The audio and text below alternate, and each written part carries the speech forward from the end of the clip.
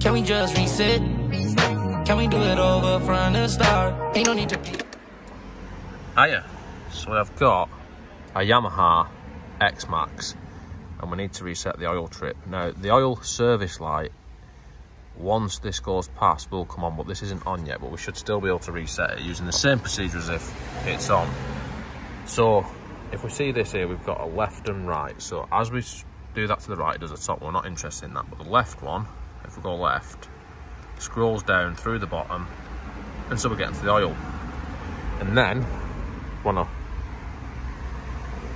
hold it for about 5 seconds until it starts to blink, and then we let go of it, and then we hold it left again about 15 seconds.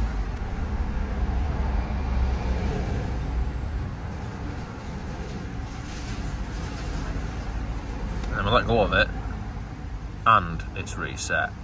So now if we scroll through it again, the oil service is reset, and we need to do the same again for the V-belt. So same again, hold it, let go, hold it,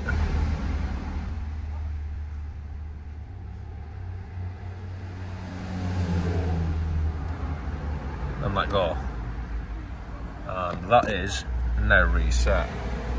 So that is how to reset the oil change light and the V-belt light, exactly the same process for each one, on a Yamaha Xmax. See you, bye.